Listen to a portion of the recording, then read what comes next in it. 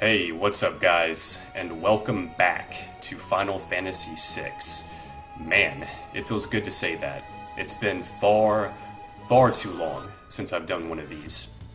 I'm going to try to make it a concerted effort to mix in these older games as often as I possibly can.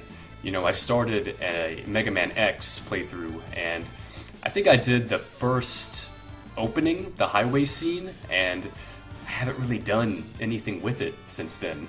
So I definitely want to do some more of that, but I really want to focus on Final Fantasy VI, just in terms of older games for a while. I didn't really realize before I did this just how many episodes it was going to take me to finish this up. It's going to be a lot. But in all seriousness, it's gonna take a while. This is actually quite a lengthy game, and doing post-commentary every step of the way through, it's gonna be a lot of fun. And actually, and honestly, I'm more excited than ever to take on this endeavor now that I've fully come to realize just how difficult it's going to be for me. But I'm going to keep trying to mix it in when I get a chance, and most importantly, when I feel like doing it. And I really felt like sitting down and playing some Final Fantasy VI, so here we go, man. The Phantom Forest and the Phantom Train. Ooh, scary. I know, not so much. But in all seriousness, this place can actually take your life if you're not careful. There are a couple enemies that are quite nasty and do significant amounts of AoE damage. That AoE damage, man, it can get you in deep amounts of trouble, and when you don't have any AoE healing at your disposal to counter that, it can be tough. It can certainly be tough. But the main thing to note about the Phantom Forest is that it can get you turned around in circles. But the key is quite simple, and it's to take the uppermost path. If you don't take the uppermost path, you end up coming back to that recovery spring quite often, or another pathway. But as long as you stick to the next upper path, if it's available to you, you're good to go. Oh, and actually something that I thought was really, really cool was you could actually see the Phantom Train in the background right there. I thought that was a really nice touch. I can't say that I've really noticed that before. I mean, I'm sure I have, but it kind of took me by surprise this time. I was like, oh, hey, look, there's the Phantom Train drawn in the background. How cool. I know, I'm easily impressed in this game. But, yeah, I thought that was a really nice touch. I mean, especially for a game this old. It never ceases to amaze me how many little touches they've done for this game, and how their accumulated effect really makes a big difference in this game. It really does. I mean, this game was made with love and care, and you can really feel that. I mean, that's not to say there's no glitches and bugs. There most certainly are. We're not doing any of that shit in this playthrough, though, so let's go ahead and get off that subject super quick. But I mean, it's just a very solid game, and there's nothing that prevents you from immersing yourself through this experience, and that's really that's why I love to play this game the way I do. I mean, I just continuously keep coming back to it year after year, really desiring that next playthrough, and it's just, I don't know, man. It's I'm into this, okay? I'm really into these sorts of games, retro games, especially Final Fantasy VI. Screw it. This is one of my favorite games out there, by far. But let's talk about some of these enemies.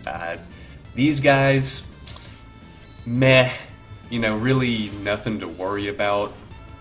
There are, I think it's just one set of creatures. They're sort of like these floating fireball dudes. I think you only encounter them on the roof of the train.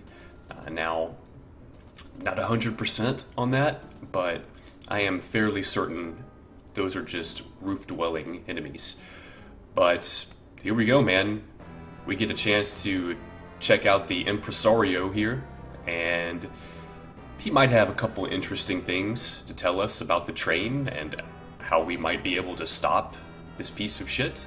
But if it wasn't made abundantly clear earlier that this is a ghost train, it pretty much is abundantly clear that it is now, especially after what the Impresario tells us. There's a ghost wandering around outside of this guy's train cart, so it's pretty much a sure thing that this is a ghost train. And a little cliche, perhaps, but pretty good stuff nevertheless. They definitely do a good job of adding their own elements and their own touch to this segment of the game, as I will be pointing out in the near future. This is broken up into a couple episodes, though. The Phantom Train, I wouldn't say that it's lengthy, but I am trying to end these episodes between 10 and 15 minutes, if possible. So, I do sort of have to take off in weird places sometimes, but there are copious amounts of save points this time around, so I really didn't have that problem.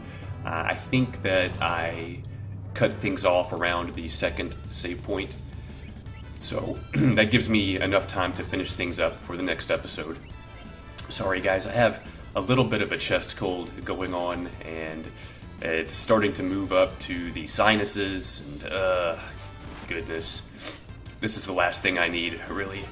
But yes, and we're on the roof now, trying to escape from the spooky ghosts below us, and you see that we have a different set of enemies.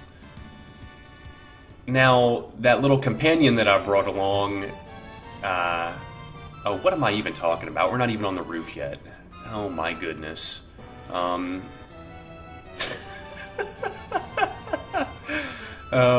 Anyway, yeah, forget that last part. I didn't say that at all.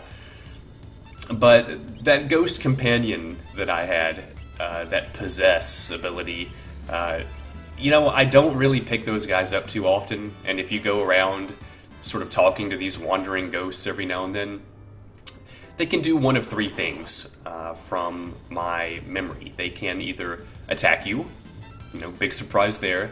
They can ask to come along with you, which is, what that last ghost just did, and I'm pretty sure he's got a 100% chance to always follow you if you so desire. Or the third option is that they can actually become a vendor for you. I think that's fairly rare, but if I'm not mistaken, they can actually sell you stuff, which is, I guess some players might say, dude, that's really useful for this part of the game. Not so much for me. I mean, obviously you can buy stuff too. But I don't know what they have. It can't be that great. I've never taken advantage of it. I'll say that, but I do remember it happening a couple times. But if you just sort of avoid these guys, you're all good. You do have your random encounters as per usual. But these train cart guys, they do have certain abilities, like Demai, that, if you're just at the wrong stage in the game, you're the wrong level, you might be in some trouble. You definitely might be in some trouble. Demai is a big, I don't know, it can definitely mess with you a little bit. But I don't really have any problems here. I mean, all my guys are pretty OP. I haven't really done anything in the way of trying to beef them up. I've been skipping over a lot of just sort of minor upgrades for this part, and I definitely haven't been doing any grinding. So, I don't know. They're just really good characters. What can I say? You don't really have much problem dealing with stuff this early on in the game. I mean, you're just hitting like a truck. But here we go. We are finally on to that scene that I thought we were on just a little bit ago. Silly me. But now we have some spooky ghosts. They are starting to surround us. Things are getting a little boxed in, a little claustrophobic perhaps. A little too creepy for our party. So, yeah, it's time to get the hell out of here. The closest exit is a ladder, so let's go ahead and take that. Sabin, his years of martial arts training and just badass training, badassery in general, I guess it sort of leads him to believe that he can take the reins here and sort of provide us with a escape. But these are those enemies that I was mentioning earlier. That AoE, man, these are just called bombs, but they are a recurring enemy throughout the game. They get stronger as you progress. They generally have the same sort of abilities, and they are nasty abilities at that. If you get a couple of those guys, 3 of those guys at once, you can get wiped really before you're ready. Now, I'm sort of vulnerable to stuff like that right now because I don't have anything in the way of AoE healing. All of my guys are just pretty much pure offense. So I'm definitely a little vulnerable when it comes to AoE damage. I'm not able to sort of soften the blow or be able to counter that damage immediately with an AoE heal. So any kind of AoE damage, it scares me a little bit because, I simply don't have any way of dealing with it. But we are coming down towards the end of the episode, guys. Here is that save point that I was talking about. We can sort of detach these carts. We're away from these ghosts. We don't have to worry about them anymore. But I'm about to go back inside and save up. So I hope you guys enjoyed this episode of Final Fantasy VI. I know I sure as hell did. See you on the next one.